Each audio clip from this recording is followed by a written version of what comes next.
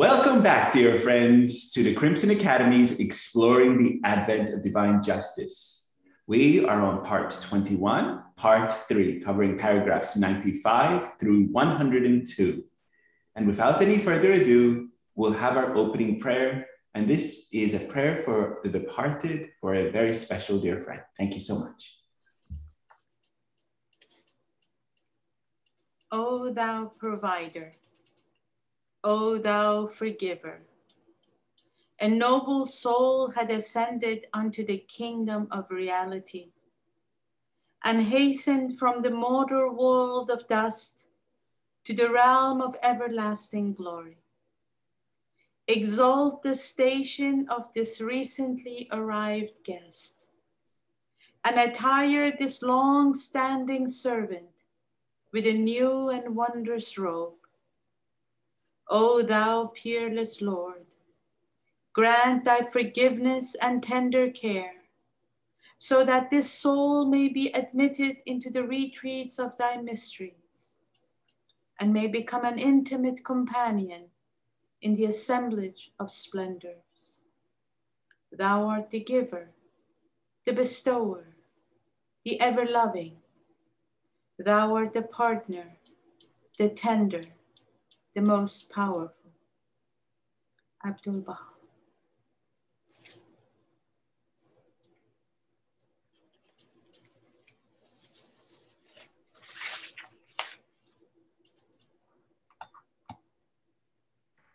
Thank you very much, Royjan. Thank you. Excellent. And welcome back, everybody. So just recapping, and before we jump into our session today, so this is our Advent of Divine Justice. We have been walking this path together for quite a while now, but it's been an exciting journey, learning what the beloved guardian wrote to us in 1938, almost 82 years ago. And we've been not only learning about the problems facing America, namely materialism, racism, corruption, and a whole host of other problems that the beloved guardian addresses in the Advent of Divine Justice. But we have also been learning his weapons, namely his solutions to the problems facing America. He has addressed the rectitude of conduct that implies 7 qualities and attributes. He addresses chaste and holy life, which also implies 5 qualities and attributes. Then the most vital and challenging issue facing the American Baha'i community, namely racism. The beloved guardian presents his solution to this problem. And this solution is a tremendous effort, right? The beloved guardian calls it make a supreme effort. So this effort is his solution that not only the whites, but also the blacks have to take up and concurrently have to move together in love and in unison and have to work this out. And this is a long and thorny road, as the beloved guardian says, because there are going to be pitfalls. And this is a road that has incredible tests and challenges. So this requires extreme patience and love. So this is the beloved guardian outlines the qualities and attributes that as Baha'is we have to undertake to handle this vice that has become part and parcel of not only the American culture, but by the Baha'i community being part of the American culture, it has seeped in. It has taken like a weed has entered into parts and parcels of also the American Baha'i community life. And this is a reality. And so it has to be eradicated. Because because we living in the American, in part of the Americas, we take in what is ever in our environment. So we first have to eradicate it within ourselves and within our communities. So this is the reality. And so we have to the entire first almost 3/4 of this letter is about elimination of all the vices from within ourselves, so that you yourself become this new race of men. You yourself will be able to walk the talk. That's really what it's about. So when you open your mouth and want to teach the cause of God, that the person says, man, there's something different about that Miss Donna. She's the real thing, you know? So, or she said, man, look at Miss Darla. She's really the real thing. When she is talking about, this principle of the faith, she not only believes it, she has internalized it. And what she is saying, I believe, because her character is matching what she is saying. So this is all, the entire preparation is the first 3/4 of the text, from rectitude of conduct to chaste and holy life, to freedom from all prejudices, but especially as we're talking North American Baha'i community, is this racial prejudice. And when it's very interesting, dear friends, when we talk about the North American Baha'i community, right? And we always talk about America, but so recently we're seeing Canada, right? And the atrocities that have happened in Canada with the indigenous population and what's happened there. So the beloved guardian addressed this letter to the North American Baha'i community, you see? And you can see how Canada is also involved in incredible atrocities in itself. And we often don't highlight Canada and lump sum them with America, but yeah, they also have been part and parcel with incredible atrocities also. So dear friends, now then, after the beloved guardian outlined these spiritual prerequisites for the success of all teaching, these 3 weapons, then the beloved guardian went tirelessly and pointing out all the qualities that the teacher needs to do. Namely, first, he has to study deeply himself, right? He has to really study deeply himself. And we find this extract in several places. First and foremost, he has to teach himself. So the beloved guardian says, do that. And in that paragraph, I believe it's in paragraph 75 off the top, I believe it's 75. He talks about that he has to also study Islam, because that is the foundation of our faith, in a sense. So to have a proper and deep and thorough understanding of our faith, we have to have a thorough understanding of Islam. And also the beloved guardian calls upon the Baha'i community of the West to vindicate Islam, meaning vindicate means to bring out its truth. Because if you recall, what is happening to Islam in this day and age? It's being called a false religion. It's being called not true. But as we all know, Islam is divine in origin. And so we have to have a strong grasp of its verities, have a strong grasp of its truths, and be able to vindicate it. And be able to and then be able to tie it to the current manifestation of God for this day and age. So you see, this is what we're called upon. So that is that. And then the beloved guardian goes into more and more detail when he wants the friends to achieve the goals of the second half of the first 7-year plan, namely pioneering to all the goals countries in Central and South America. There we are. So, and then in paragraphs 95 through 102, which we just covered, the beloved guardian is giving more counsels. And then in paragraph 99, he highlights two different groups of individuals that have really achieved an incredible success. Namely, this one person that was, I would use the word stubbornly obedient.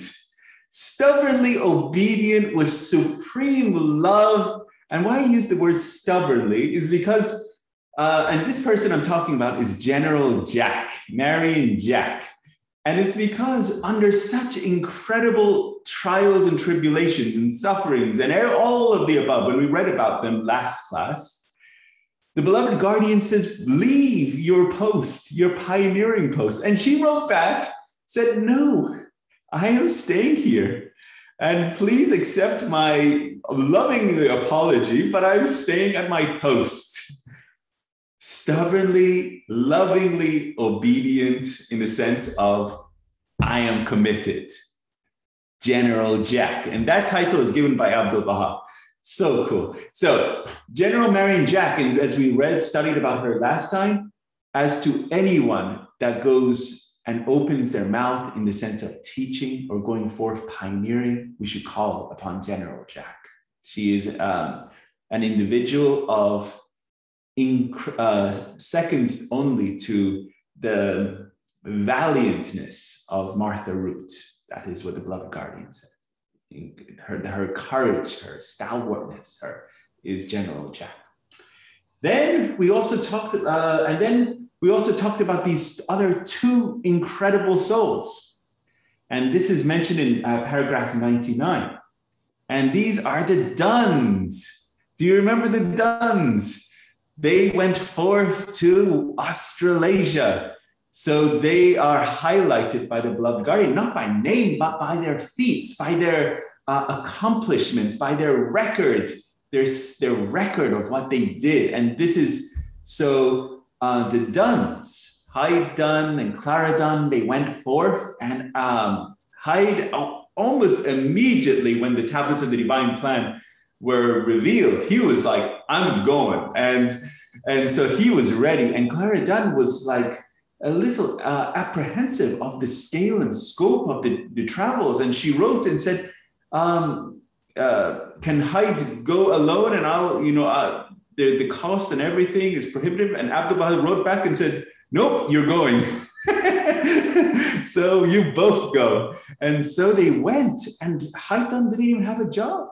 He didn't have anything going. He just love, obedience, dedication, heart burning with love, and he went forth. He arrived there, he found a job, and the job that he did was designed for teaching. So he did everything. Remember, when you become a new race of man, your entire life shifts so that it revolves around the faith. And so this is what Hyde Dunn did. So he became a traveling teacher so he could meet as many people as he could. So he became the conqueror of Australia. So he went, and so he started, when he arrived in Australia, he became a traveling salesman. So the whole week he was meeting people. And then Clara Dunn, on the weekend, she would hold these big firesides with him. So everyone that he met, they would come to his fireside. And as we saw last session, slowly and surely, wonderful souls entered into the cause. And he opened up Australia and New Zealand. And today we're going to also meet another wonderful soul that entered into the cause through the Duns. And we'll introduce that person today. So, and then we also, in our last class, we also talked about Miss Corinne True, and what an incredible soul she was. And also we talked about Lady Blomfield, Sitare Khanum.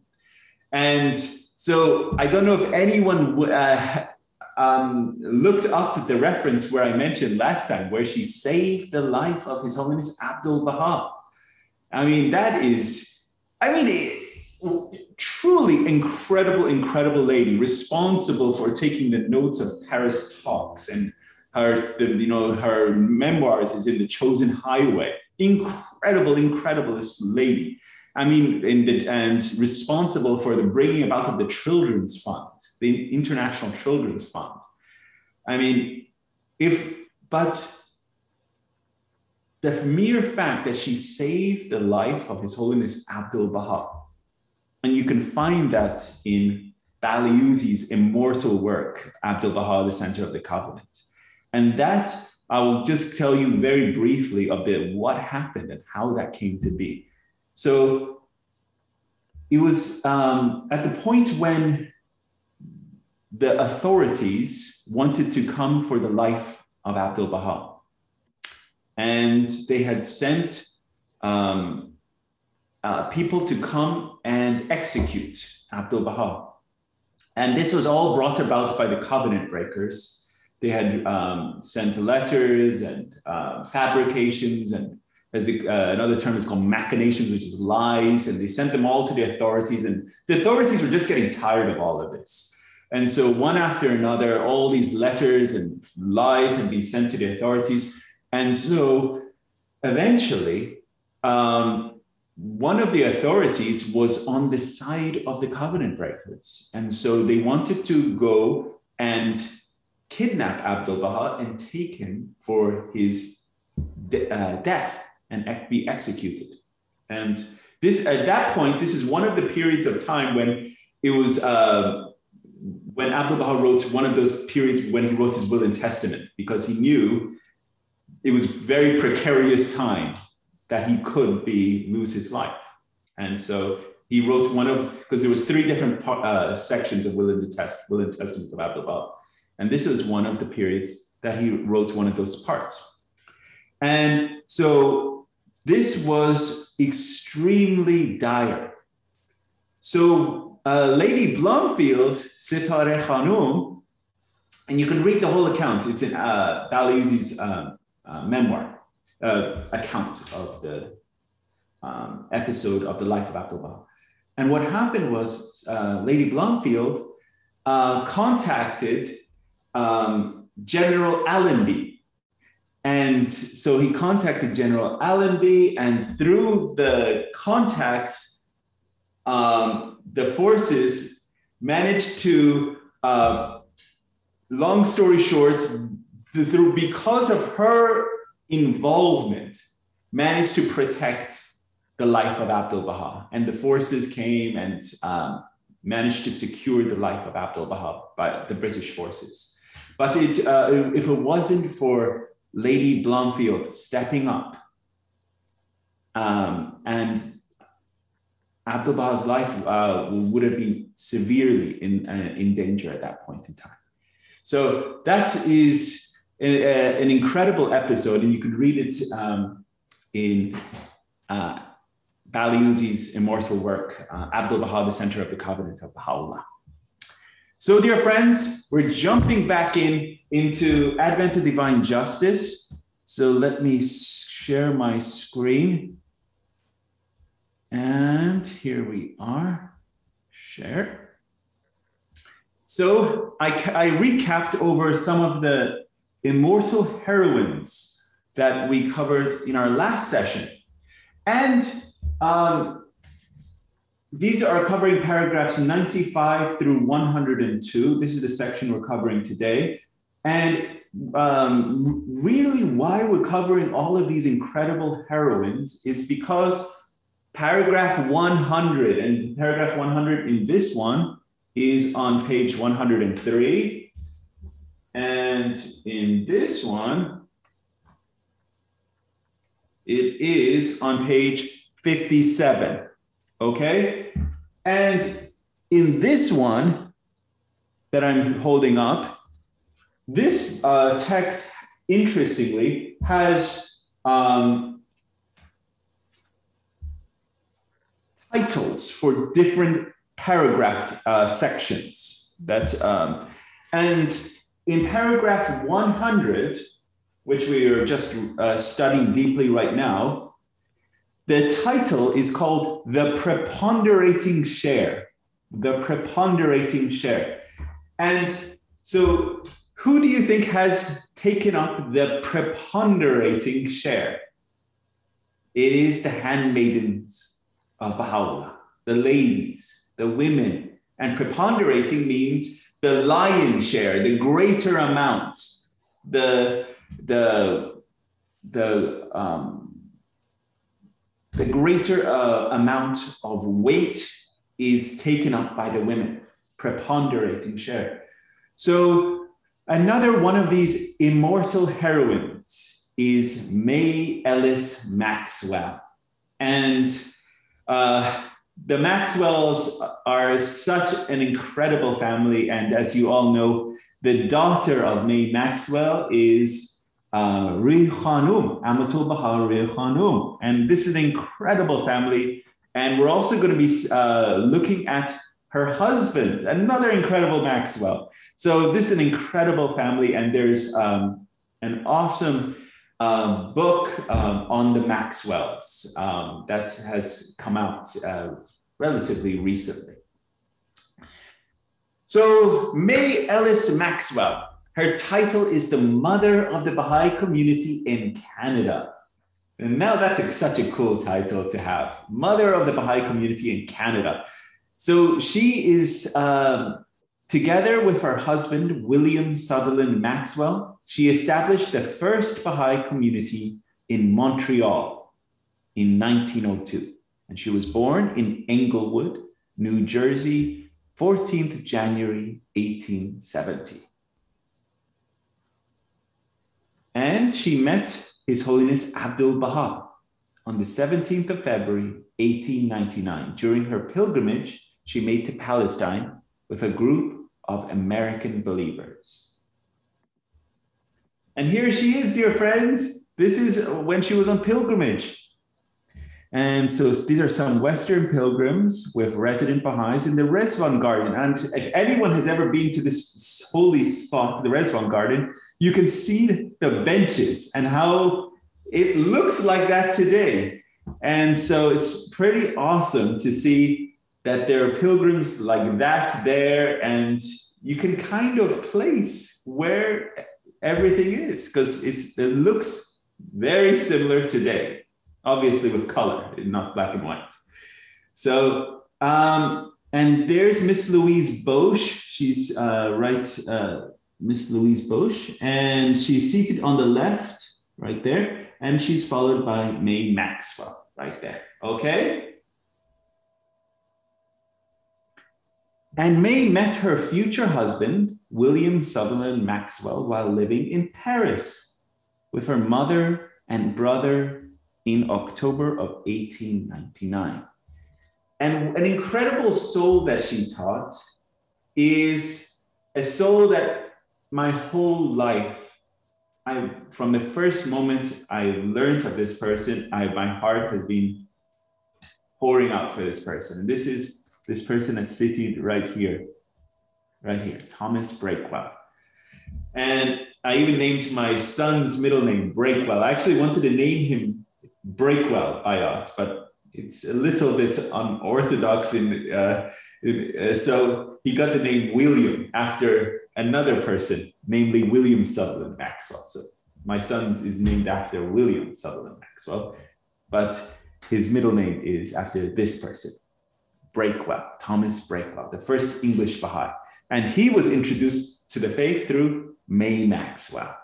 So this is an incredible, incredible lady. And this is another soul. You know, we've covered so many beautiful souls in this course. And this is another soul that I urge you to study deeper into, because you feel her love. You will feel her sacrifice. You will feel her fervent desire to be of absolute sacrifice to Abdul Baha. And it's something that is truly beautiful, is May Maxwell is. So William Sutherland Maxwell, this is the father of Ri Khanum, father. he was already a famed architect for his design of the Saskatchewan Legislative Building. And this is it, dear friends. This is how it looked when it was constructed. And this is, so I found this historical picture of this incredible building when it was constructed. And so and there's so many similar-ish features to the Shrine of the Bob. In fact, when I was just getting ready for the class this evening, and I had this slide up, and my little child, she's 4 years old, her name's Emma, she came and she was like, "Daddy, are you getting ready for your class?" I said, "Yes, Emma." She was like, "Oh, you have the Shrine of the Bob up." And I was like, "No, Emma, that's not the Shrine of the Bob." But you could see the similar-ish features. You see the dome has that similar-ish feature. And so, as you all know, William Sutherland Maxwell was also the architect for the Shrine of the Bob. So there's similar features. And so here you can see how it looks today. So this is the exterior of the Saskatchewan Legislative Building. It is so beautiful. Exterior, interior. So as you can see, this is the main rotunda of this awesome legislative building in the inside.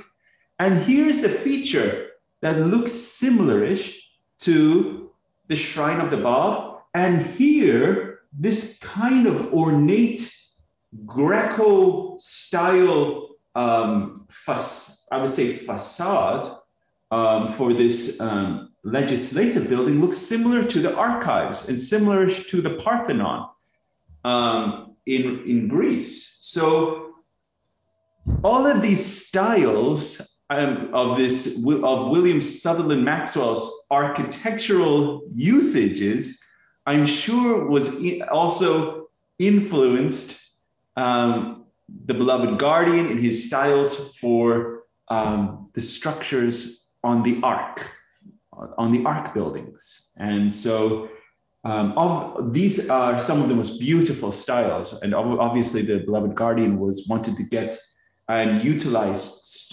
styles of architecture that are timeless. And so the styles of Greece, the Parthenon, that thing is still standing to this day, thousands of years later. And so the architectural and beauty of it has held throughout the centuries. So this was done by William Sutherland Maxwell. Okay, moving on, dear friends. So in May of 1902, May and William Maxwell married in London, England, and they moved to Montreal, where they started to build a Baha'i community. And their home was known as a vibrant hub where people were taught about the faith. And many early believers learned about the faith in the Maxwell's home. So their home became literally the home for teaching the cause. Imagine that, dear friends. Imagine wherever you reside, that place becomes called the hub. It becomes a Baha'i center. It becomes a hub for the learning of the faith. And this is what the Maxwells did from the moment they moved to Montreal. And here you are. This is their wedding marriage invitation. And so I found this. Isn't that cool? So this is Ms. Bowles announces the marriage of her daughter, May Ellis, to William Sutherland Maxwell on May 8th, 1902, London. So this is it. This is their announcement of their marriage, and this is their actual, how they looked to go and get married. An incredible event of the union of these souls. So when Abdu'l-Baha visited Montreal after 5 months traveling in the United States, he accepted the invitation of the Maxwells and he stayed with them for 4 days. And this is very important to highlight here, dear friends, because I want to point out where Abdu'l-Baha is a spiritual magnet. Okay, and we read this two words, spiritual magnet, several places in the writings. He was a spiritual magnet, and he was attracted to anything spiritual. When he was saying, let there be unity in California and I will come. So he was waiting for California to reach a degree of spirituality, or reach a degree of love and spirituality before he would eventually go all the way west to California. He was attracted immediately to Canada. And why? The Maxwells. It was the Maxwells that immediately was the magnetic attraction that he was driven to come and visit Canada because of the Maxwells. So that's why I wanted to bring that up. It was because of that incredible family. When Abdu'l-Bahá visited Montreal after 5 months of traveling in the United States, he accepted the invitation of the Maxwells, and he stayed with them for 4 days. And during that period, Abdu'l-Bahá gave 7 public talks in addition to numerous interviews with various groups and individuals. And after the visit, Abdu'l-Bahá praised May Maxwell for the arrangements she had made. And this is the Maxwell home. It is also called, it's a shrine, it's the shrine in Canada. And Abdu'l-Bahā's room, this is Abdu'l-Bahā's room in the Maxwell home. I don't know if any of you, dear friends, have visited the Maxwell. Oh, excellent, Rajan, you have. That's so awesome. I pray to Allah, in my life, I hope to go there and visit that blessed home. And so here I found this awesome account. This is May Maxwell with her young Mary Maxwell, Amatul Bahari Khanum. And so there she is. This is where she had the little baby of Ray Khanum. And this is an incredible story, okay?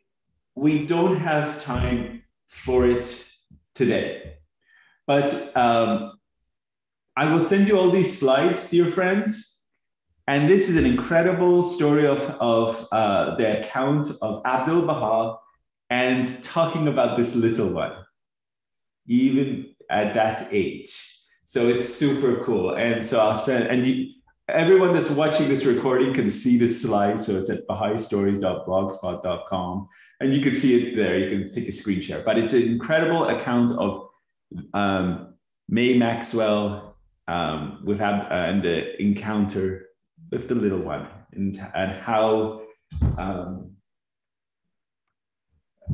I'm not going to give any more teasers on it. So I'll send it to the class. Okay, excellent. Moving on. Despite poor health, May Maxwell served the Baha'i community from 1902 to 1940. 1902 to 1940. So 38 years, dear friends, building the community of Canada. She made significant contributions to the establishment of the Baha'i community of St. John's, Brockville, Ottawa, Toronto, Calgary, and Vancouver. And then she also passed away shortly after pioneering to Argentina in 1940. So Canada wasn't enough for her. She wanted to go all the way to Argentina, of all places. I mean, this is a life that, again, dear friends, urge you to study. Because all of these lives, it's not just intellectual knowledge that we're doing in this exercise of studying the Advent of Divine Justice. I hope this study is building a fire of love of Bahá'u'lláh, and also building a fire of zeal, energy, that you want to not only emulate these lives, but also want to go out and do more, sacrifice more, do more. So this is truly why I'm highlighting these awesome, awesome individuals. So this is the actual Ottawa Journal. I snippeted this from the actual newspaper. So this is from the Ottawa Journal, March 2nd, 1940. So she was such an incredible lady that in Canada, even though she passed away in Argentina, in the Canadian newspaper on her passing, printed about her. It says, Canadian tourist dies. Buenos Aires, March 1st. May Ellis Maxwell, 60. A visiting tourist from Canada died here today at her hotel. Hotel officials said she was the wife of William Sutherland Maxwell, a Montreal architect. Okay. Yes. Roya John, please, you have a hand. Yes, a question is on maybe I misread. Didn't it say that she was born in 1870, passed away 1940? Because I do that because I generally pay attention to how old people are when they pass away. Sure. I had it 70, but I noticed in this ad they're saying 60, unless I misread it. I know. Let me double check that. Yeah, because it's quite possible they had her age not because as soon as here. I had put it up earlier, I said, oh, she passed away at age 70. And then when I saw the 60, I said, I know. I will double check her birth. I believe I had everything accurate.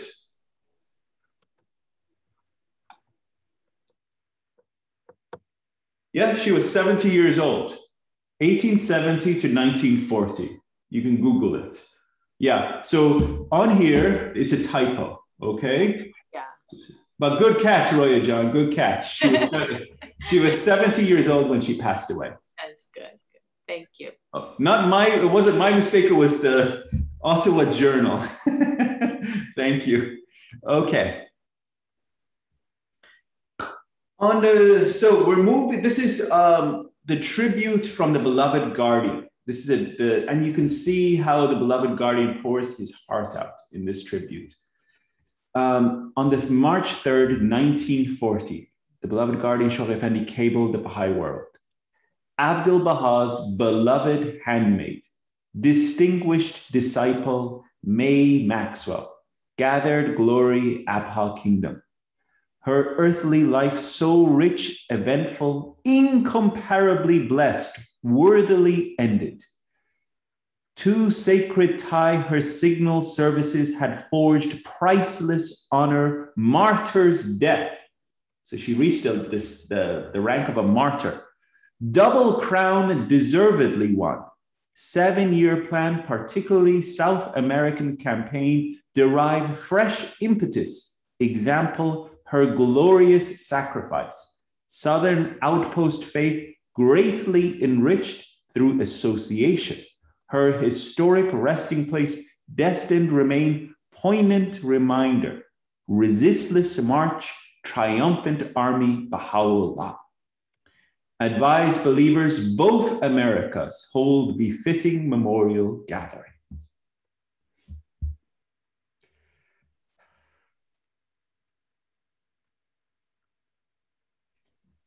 Someone like her, so incredible, tied the North and South Americas by her sacrifices.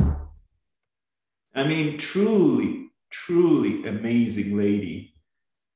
By her not only championing Canada for 38 years from 1902 to 1940, and then when the call was to go forth to champion the 7-year plan, she went to the other continent. And then on top of it, achieved the rank of martyr. And it says, her deservedly won, double crown, deservedly won. Incomparably blessed. What an incredible lady. This is someone, dear friends, I cannot stress this enough, just like all these other great heroes and heroines that we've been reading, someone that you should study. This is her resting place. And the design of this memorial was made by her husband, William Sutherland Maxwell. And the wings were added by her daughter, Amatul Bahá'u'lláh. And the addition of the 2 vases was a suggestion by her son-in-law. I bet you've never heard that term in reference to the beloved guardian, Shoghi Effendi, her son-in-law, Shoghi Effendi, the beloved guardian. So imagine that. He said, let's make it more beautiful and as a tribute. What an incredible lady. May Maxwell, may her name forever come forth from our lips in beauty. She was a gem, truly a gem. So another, dear friends, another incredible soul, Dorothy Baker. Dorothy Beecher Baker. So, and all of these great heroines, as I mentioned, why we're looking at them is because of paragraph 100. And so I wanted to touch on all these great ladies because boom, boom, boom, boom, they were all one after another and also in the same time period as the beloved guardian and doing that preponderating share of the service for in the teaching work and in service and assisting the beloved guardian. So another one of these incredible souls is Dorothy Baker. She was born on the 21st of December, 1898 in Newark, New Jersey. And her grandma was Ellen Tullen Beecher. And she was one of the first Baha'is in North America and was known as Mother Beecher. And Ellen Tullen Beecher took her granddaughter to New York to see Abdu'l-Bahá when Dorothy was 13 years old. And when they entered the room, Abdu'l-Bahá greeted Mother Beecher and directed Dorothy to sit on a footstool at his feet, facing the audience. And as Abdu'l-Bahá spoke, Dorothy gradually turned to him, gazing with adoration. Isn't that amazing? 13 years old, spiritual perception, her eyes were already being opened by the presence of Abdu'l-Bahá. Dorothy studied at the Montclair Normal College in New Jersey, and she graduated in 1918. And this is a photograph taken before her marriage showing her graduation in her gown at the Normal College in New York.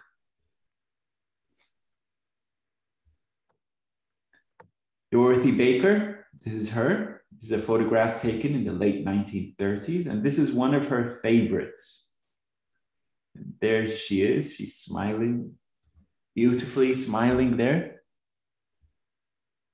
She met Frank Baker in September of 1920, and they were married at Bud Lake, New Jersey on the 21st of June, 1921. And this is their wedding party. And there's Frank and Dorothy and Frank's younger brother, Robert and Libby Rice. And this is where she was her wedding. They moved to Lima, Ohio in 1927. That was their home right behind them in the front yard.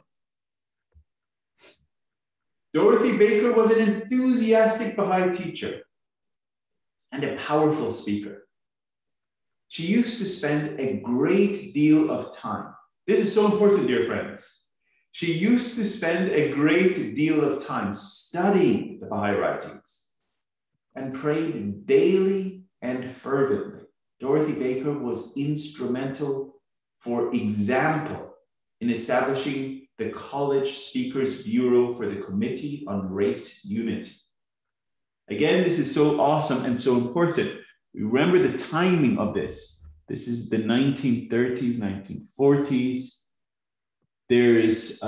The country is sorely afflicted by segregation in the United States and steeped in racism in the United States. And being a white American lady, young, and doing of all things, working in a speakers bureau for Committee on Race Unity. Wow. I mean, this is something that she was extremely active in. In 1941 to 42, she visited 30 colleges. And in 1942 to 3, She visited 50 more, focusing on the Speakers Bureau on Race Unity. Across 4 years through this bureau's work, she spoke to more than 60,000 students in 20 states, to more than 140 American colleges and universities.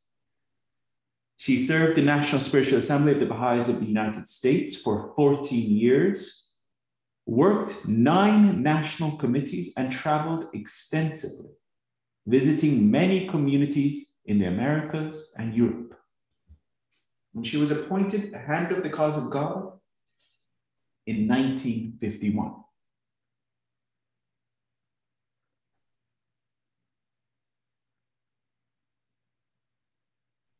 So, dear friends, you can see through this just snapshot of a life of sacrifice, right? There's an extract, as I was reading this to you, dear friends, the beloved guardian said, in this day and age, we need heroes, martyrs, and administrators. Heroes, martyrs, and administrators. And she was all of them. She was valiant, sacrificing, martyr in the sense of being a living martyr. And she also was an administrator. And it's interesting in that extract, I've heard this a talk on this, and I actually have the recording. But it was shared that in that extract where the beloved guardian is saying, in this day and age, we need heroes, martyrs, and administrators. He put that in order of difficulty. And when we're serving on an institution, we think, oh, I'm an administrator. But dear friends, the qualities and attributes that an administrator needs is of us to be a hero. A hero is one that is valiant, someone that is courageous, someone that is not only embodying all the qualities and attributes that we've been outlining and directed to the conduct, chastened holy life, freedom from racial prejudices. And so they're embodying it, right? And then are we a martyr in the sense that we are, and a martyr is one that is dying from himself. He is cut away from himself. It's not, this is what a living martyr is. It's not dying away from himself. He's cut away from all attachments. So if anything came at him or her, he is focused on his love for his beauty, for the beauty of Bahá'u'lláh. He is connected to the source. He is a living martyr in every sense.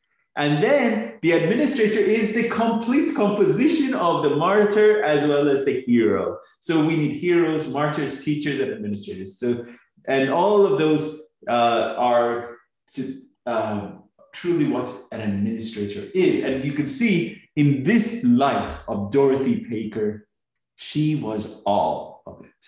She was all of it. This is a tribute from the beloved guardian, 1951. And this is so moving. I apologize if I get emotional through any of these things, because these lives I've read and studied, because I pray to all of these souls to give me strength. So this was Christmas Eve, 1951, and I just happened to be born on this day, 1980 of all days. So this is December 24th, 1951, from Shoghi Effendi when he sent the cablegram. Hour now ripe to take long, inevitably deferred step in conformity with provisions of Abdul Bahá's testament, through appointment of first contingent of hands, cause of God, 12 in number, equally allocated Holy Land, Asiatic, American, European continents. So this is his appointment, giving her the title, Hand of the Cause of God. And now this is so cool. I don't know if you've ever read how Dorothy Baker learned about the appointment. So this is what happened. So Dorothy Baker remembered that day. She said, I came home from the National Spiritual Assembly meeting, right? Because she was serving on the National Spiritual Assembly of Bahá'í in the United States. She says, I came home from the National Spiritual Assembly meeting.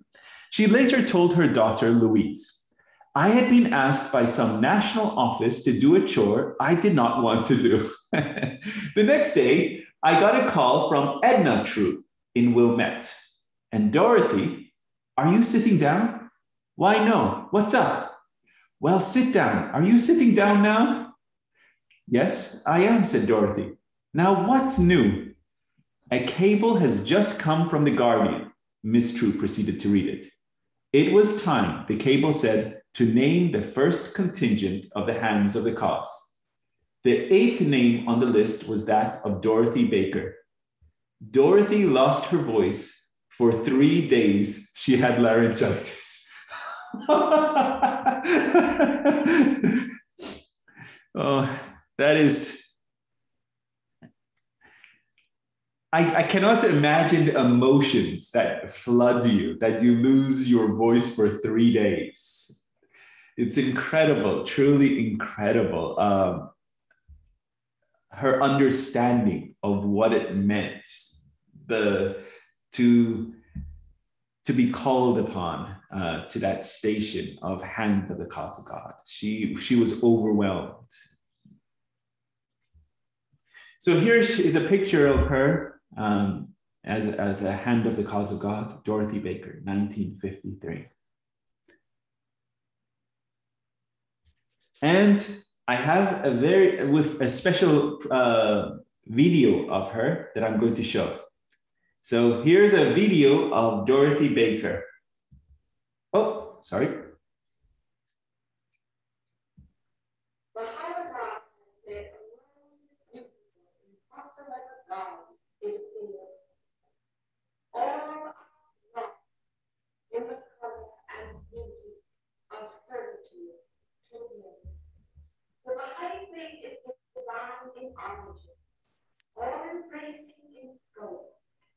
Free from immorality of the past, it inclines neither to eat nor to drink, to do nor to go back, to rich nor to poor, to black nor to white, to naked nor to possible. It is a world of living. What a world community offers to these benefits. First, it gives to the entire planet that process of education which a prophet of knowledge can bring to his aid. And second, it also happens for communal life, which may well be the very foundation of a future society. For example, among the principles of Bahá'u'lláh is the principle of the life of mankind. A worldwide campaign in health and education may be seen to be launched to be very out.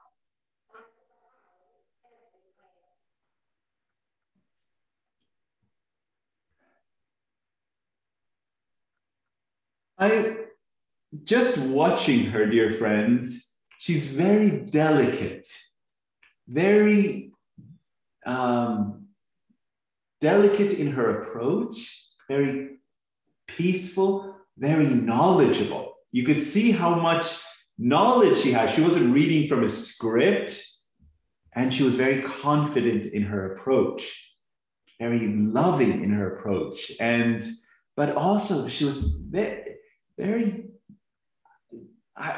the words I would use is very delicate. It's almost flower-like in her, I don't know, dear friends, what was your impression of that video of just seeing her and talking? I've also, there's other videos that I've seen of her, and you can, there's an incredible 4-part video series on Hands of the Cause of God. And I didn't want to take snippets from that because obviously copyright and all of that. But it's on YouTube. And it's all there and available. And I encourage every single person to watch that. It's the 4-part, and I'll share that with the class. I'll send out the links.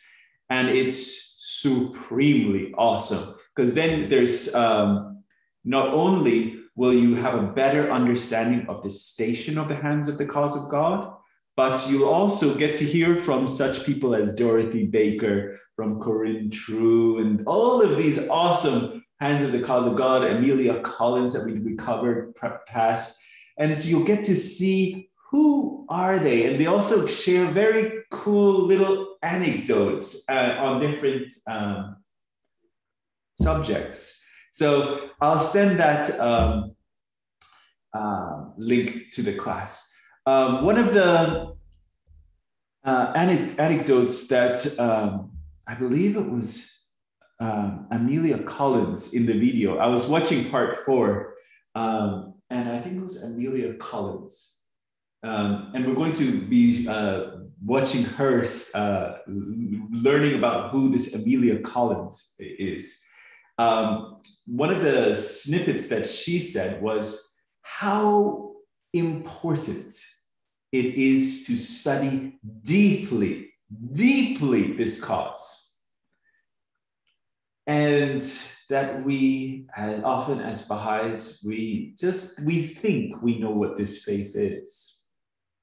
And she said, and it's in this snippet, and that was something by God I wanted to snip out and put in this presentation, but it's just because that is with that video, and I wanted to make sure that the friends see the whole video. And it's something that is so important, dear friends, to really study this cause deeply, and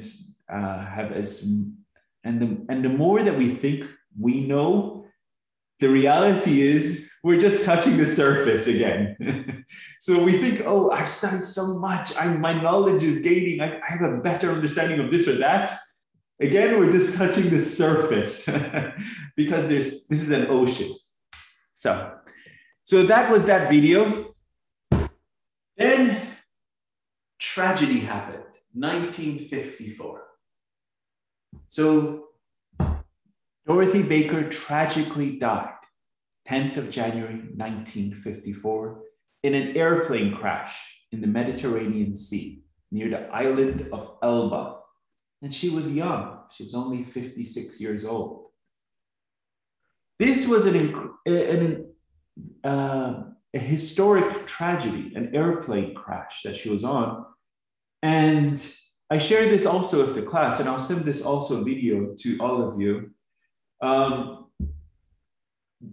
This airplane crash was investigated at quite a length.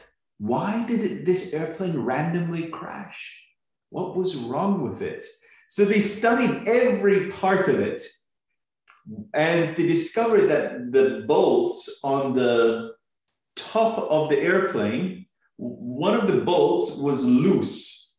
So what happened was, because that bolt was loose, it caused decompression, and that eventually caused the paneling of the top of the airplane to fly off, and it caused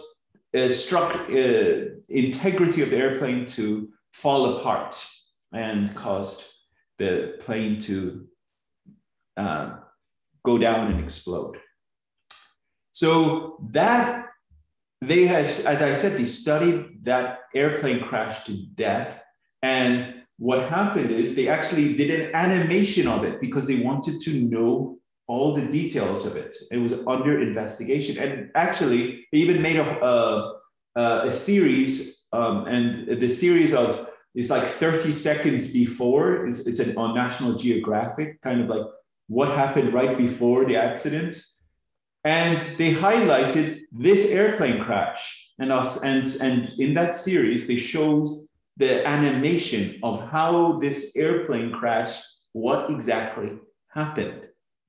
So I'll send that to the class because it's very interesting of showing how and this, the integrity of this airplane that, of all people, Dorothy Baker, this incredible soul, was on, and how did that airplane become compromised and eventually end up into the Mediterranean Sea. So on the passing of Dorothy Baker, the beloved guardian sent this following memo. And I'll get Roya-Jan. Roya-Jan, could you please read this for all of us, please? Thank you. Sure, thank you. On the passing of Dorothy Baker, the beloved guardian sent the following message dated 13 January 1954 to the Baha'i community. Hearts grieved at lamentable, untimely passing of Dorothy Baker. Distinguished hand of the cause, eloquent exponent of its teachings, indefatigable supporter of its institutions, valiant defender of its precepts. Her long record of outstanding service has enriched the annals of the concluding years of the heroic and the opening epoch of the formative age of the Baha'i dispensation. Fervently praying for the progress of her soul in the Abha kingdom.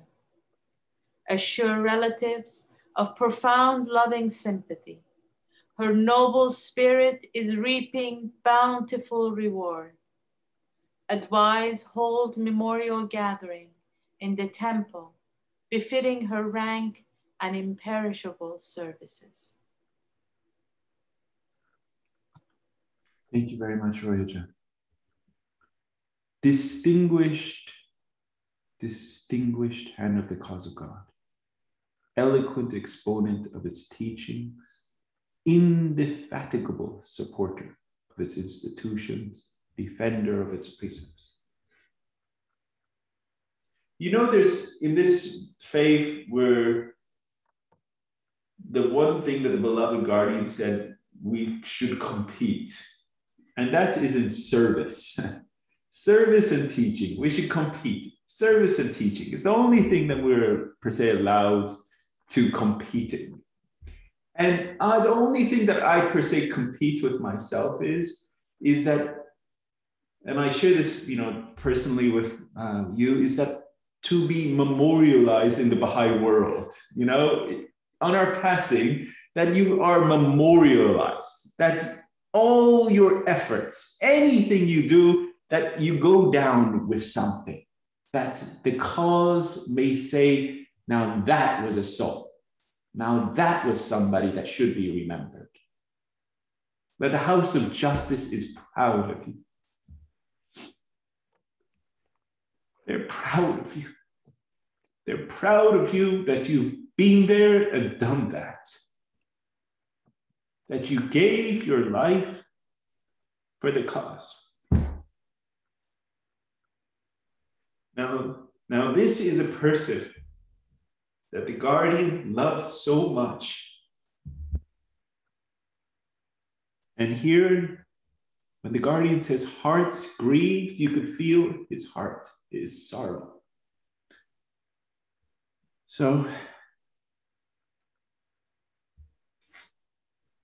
this is an incredible, when you study this life, Dorothy Baker, you need to read this book, Copper to Gold. I don't know if you've read it. It's an incredible book. It's online, actually, dear friends. So if you don't have a copy, go to Baha'i Library. The Baha'i Library website is called Copper to Gold, The Life of Dorothy Baker. So this is very cool. I'm reading this because this is incredible. Louise Baker Matthias, daughter of Dorothy Baker, she writes, as dad, Auntie Lou, Bill, and I sat in a small sala in the Hotel Massimo, feeling as though this were somehow the ultimate deprivation. I suddenly recalled a day almost 20 years earlier. Dad and I sat at the Pullman table when Mother came in after taking some friends to the train who had come to Lima to visit Mother Beecher's grave.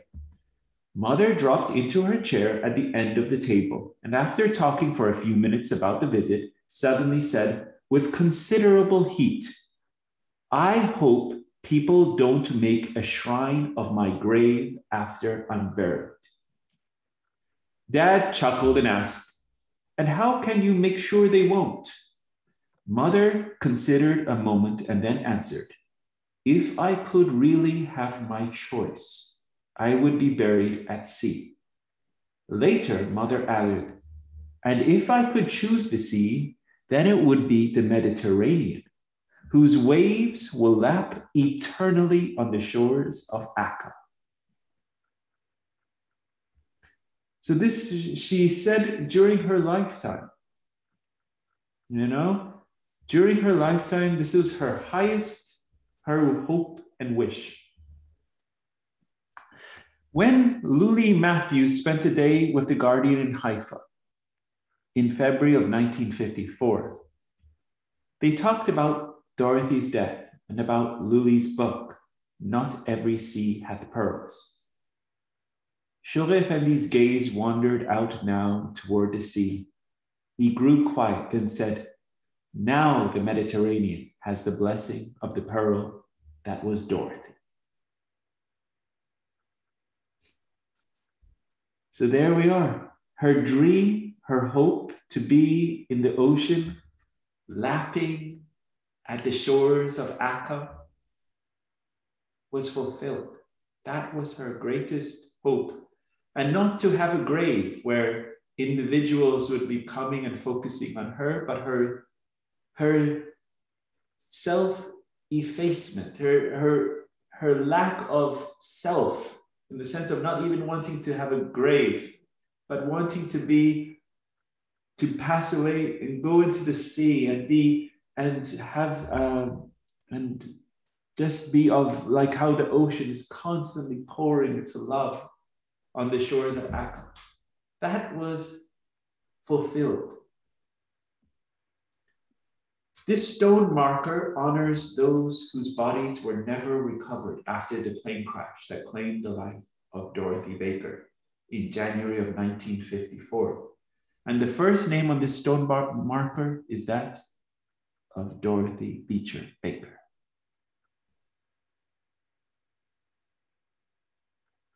She doesn't have a grave. What she has, this is all that is there is this stone marker.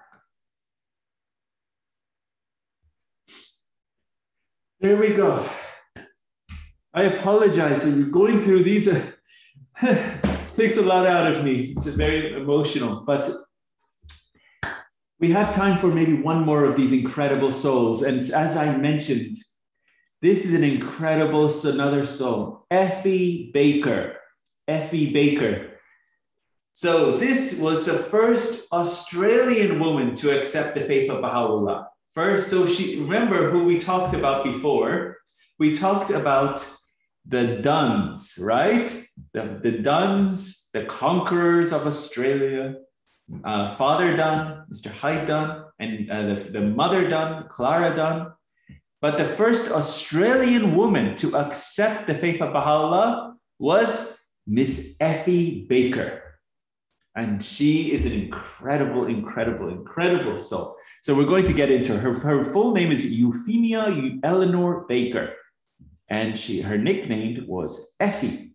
She was born on the 25th of March, 1880 at Gouldsborough, Victoria, Australia. And she studied the visual arts and developed a great love for photography. In 1922, she became a Baha'i after attending a talk given by Hyde Dun. And we learned about the Duns earlier last session. She started her travel teaching by accompanying the Duns to Tasmania and Western Australia in 1923. And she visited New Zealand in 1924 with Miss Martha Root. And in New Zealand, she decided to join 4 Baha'is who were planning to make a pilgrimage to the Baha'i holy places in Haifa.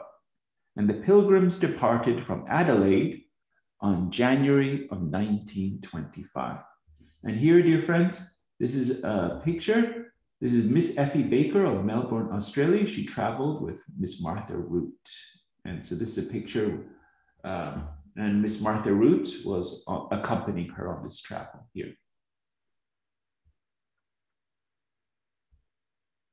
And here is a picture of Miss Effie Baker. She's seated center front, right, center front, with a group of Baha'i friends from other countries when she visited Israel, March 1925, for her pilgrimage.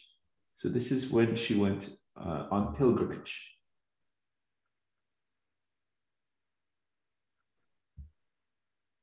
And this is some local and visiting Baha'is in Haifa, 1925, and seated, Effie Baker. She was here, right there. And that's when she was visiting some Baha'is during her pilgrimage. So Effie Baker is in the top right, right up here. And this is March 1925. She was visiting some more friends during her pilgrimage. I added several pictures because she was a great photographer. So as a tribute, you know, because she's a great photographer, I wanted to show that. Okay. After the pilgrimage, Effie spent some weeks in England. She then returned to Haifa on the invitation of the beloved guardian Shoaib Effendi to stay there as the hostess of the new pilgrim house built for the Western believers. The beloved guardian Shoaib Effendi soon learned of Effie's talent in photography and model making. And that's always dangerous. When the beloved guardian finds out you have any talent or ability, he's going to put you to work, right? So at that time, Shoaib Effendi was preparing the first Baha'i yearbook, a publication reporting on worldwide Baha'i activities, later to be renamed the Baha'i World. The early volumes of the publication included many photographs taken by Effie Baker of the Baha'i Monument Gardens on Mount Carmel and the Baha'i holy places in Haifa and Akka. Effie also constructed a model of the landscapes designed by Shoaib Effendi. So if you look at the early Baha'i yearbooks, the early volumes of the Baha'i World, those pictures are Effie Baker's. So immediately she was put to work by the beloved guardian. And this picture right here of the early view of Mount Carmel, this view was taken by Miss Effie Baker to show the general area of land surrounding the shrine, which was eventually to come under Baha'i ownership and control. So very important early photography to show the development, not only of Haifa, Akka, as well as you're going to see some other very important things she did. In 1930, the beloved guardian asked Effie Baker to travel to Iran. Remember, she's this Westerner from Australia, and now the beloved guardian is asking her to go to Iran to photograph all the places associated with the early history of the Babi as well as the Baha'i faith. This was an urgent task since many places were being razed, that's it, supposed to be an E, I apologize, being razed by the Persian government's modernization program.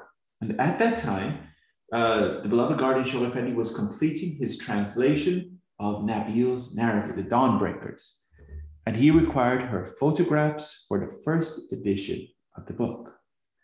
So he needed her to go to Iran to take all the photos. So if you ever picked up The Dawnbreakers, there's a lot of photographs in there, and she is the photographer of it.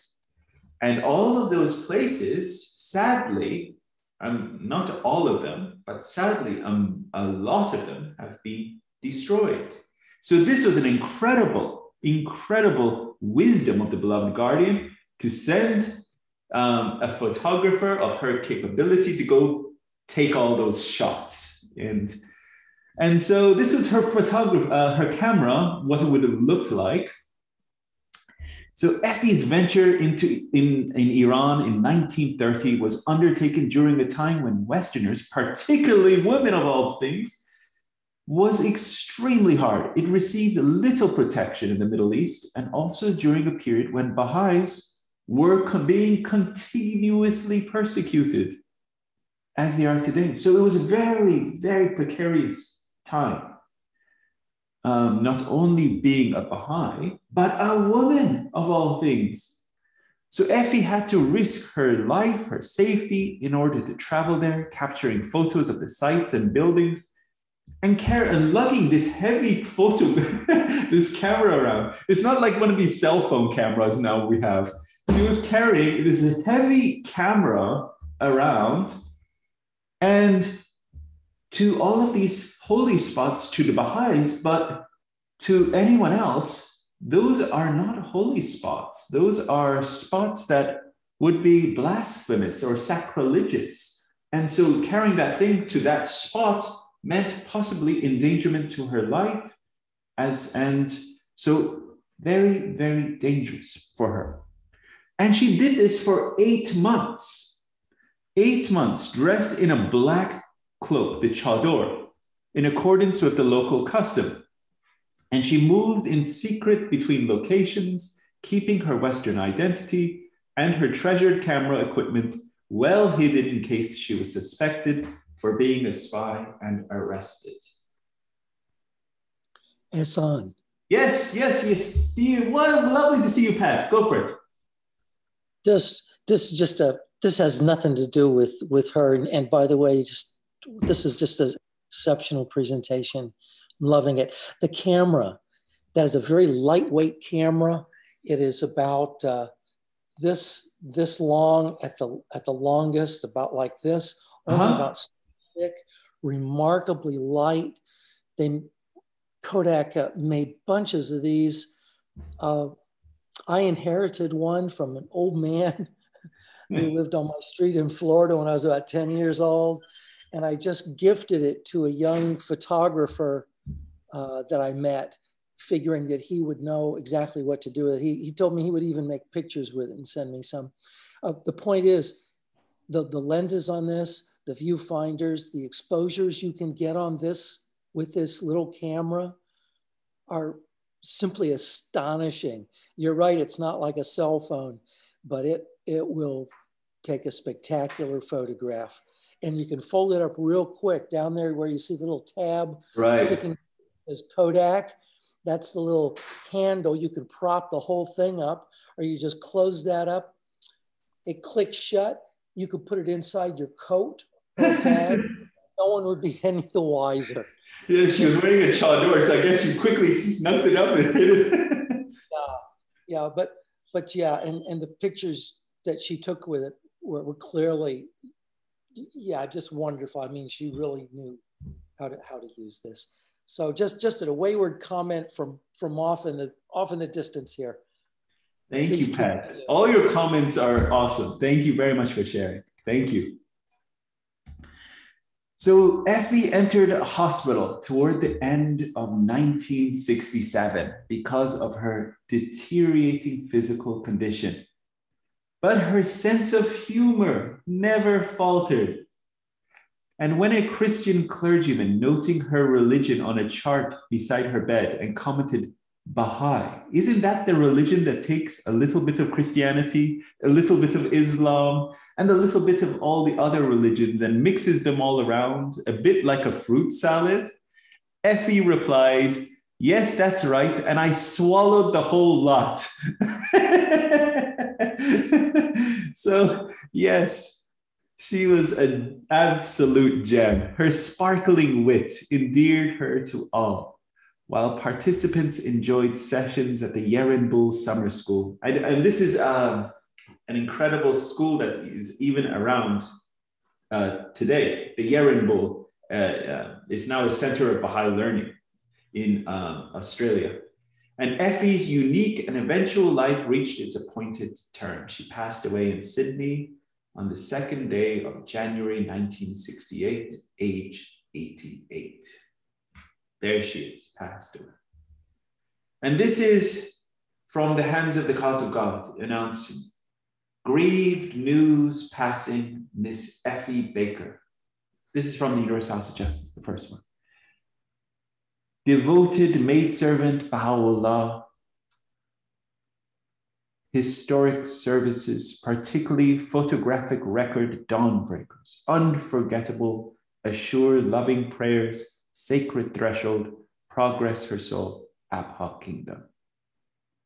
Grieved news passing much loved, early Australian believer, Effie Baker, stop, dedicated services, faith, homeland, world center, unforgettable, assured prayers, shrines her path, the hands of the cause. By the publication of the Dawnbreakers, richly illustrated with the pictures she had taken, the results of her trip to the various parts of Iran and of her efforts in recording photographically the many sacred and historical sites there, accomplished with great care and wisdom under the direct instruction of the beloved guardian, became evidence. I never heard a single word from her personally about those glorious services to the faith of God, nor the selfless acts performed in the Holy Land. She was truly humble and an exemplary manifestation of nothingness. That was from Rihanna. And this is her resting place. Effie Euphemia Eleanor Baker. The essence of faith is fewness of words and abundance of deeds.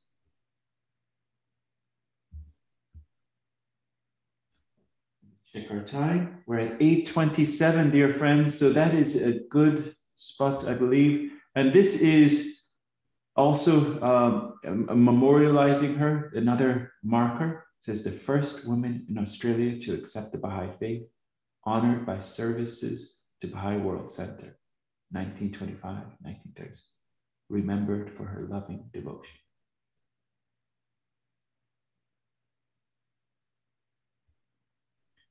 And I'm not sure what this, this is, like, I'm not going to jump there. So next time, let's stop there.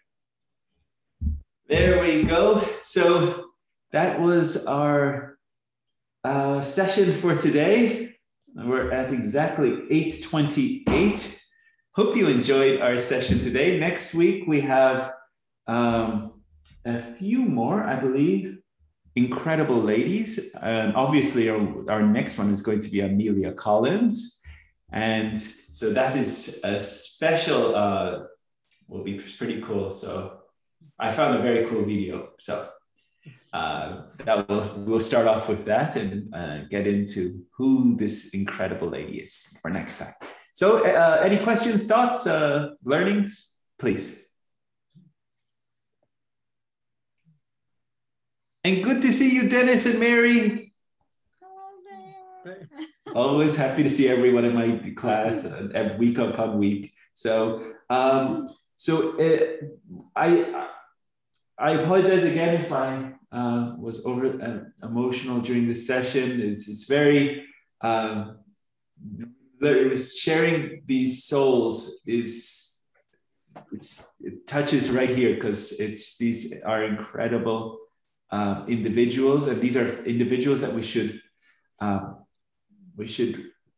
memorialize them in our life and learn about them and want to strive to emulate their examples through. And the more that we are touched by their example, I think that the better that is, truly. Anyway, my dear friends, any thoughts? I didn't hear from anyone else, but Pat, so yes, Miss Claudia, yes. Ehsanjan, this is your Auntie Mahvash. I love you so much. I can't get enough of watching you and listening to you. I enjoy it every week. I love you so much, Ehsanjan. Love you too, Auntie. You're a little biased by being my auntie, but I love you too. No, I love your smile. I love your talking. I love your lesson and session. Thank you so much. Nice. Thank you very much. Thank you. And hope everyone enjoyed this session today. And let us have a closing prayer, and then you all can go and enjoy the rest of your evening. And I will send, as I mentioned, the documents that I had on not only on the different things that I mentioned throughout the session. I'll have to watch the session again, because I said I will send this or that, and I have to rewatch it, because sometimes just to make sure I send everything that I mentioned that I will send. So, but there's some really cool. Oh yes, I said I'll send you the videos on the hands of the cause of God, and so that was something really cool. Also, I'm finishing up the Dispensation of Bahá'u'lláh course. So once we finish this, and we're getting, as they say, down to the wire on Advent of Divine Justice. And so the Dispensation of Bahá'u'lláh, this is a letter written before, obviously. This is one of the World Order letters that was part of the World Order letters.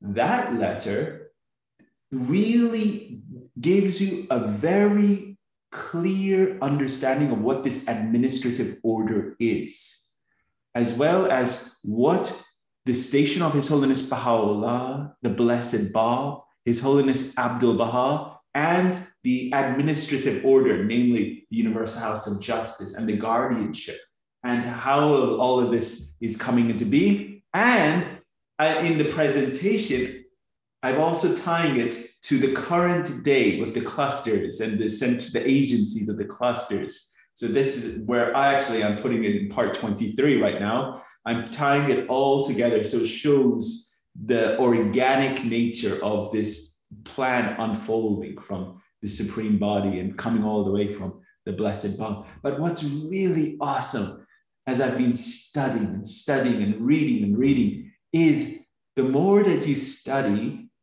and read and learn, especially studying, you get such an incredible appreciation of the station of the beloved and blessed Bab, His Holiness the Bab. His short span of his ministry, and was so intense. And we only have one book right now of his writings in English that's authoritative, selections from the writings of the Bab. And that's it. And the reason we have only one is out of his own request, his humility, that till the faith progresses around the world, his love for His Holiness Bahá'u'lláh, which is He whom God shall make manifest, then my writings come later, because this is out of his love for He whom God shall make manifest. Do you follow? So it's an incredible love. It's between the twin manifestations. And in that study of Dispensation of Bahá'u'lláh, the more you study of the Blessed Bab, you see this beautiful love story between the two hearts. And it's really almost, in that sense, a one heart. And it's that beauty of the Bab and Bahá'u'lláh and the sacrifice. But I don't want to give it away, but it's something that is an incredible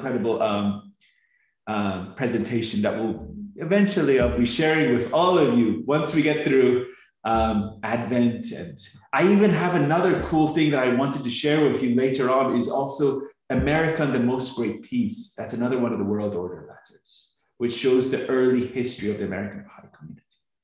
So that is something else. But dear friends, it is late. The hour is late. And I know my dear Pat and Karen have got a dog to look after. So the hour is late. And so I want to, anyone that would like to share a prayer, feel free at this time, so we can close it off for this evening. And thank you, every one of you.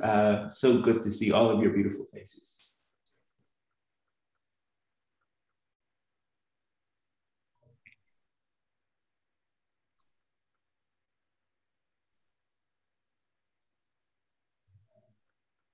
Any one of you that would like to share, please. Thank you.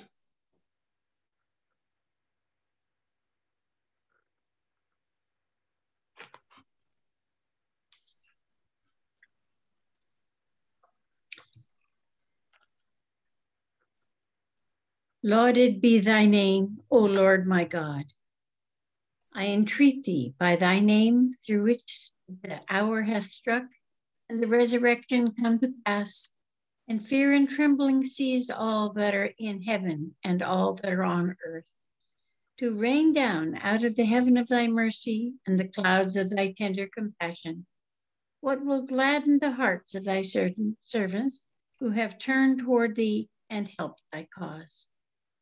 Keep safe thy servants and thy handmaidens, O my Lord, from the darts of idle fancy and vain imaginings, and give them from the hands of thy grace a draught of the soft flowing waters of thy knowledge. Thou truly art the Almighty, the most exalted, the ever forgiving, the most generous. Bahá'u'lláh.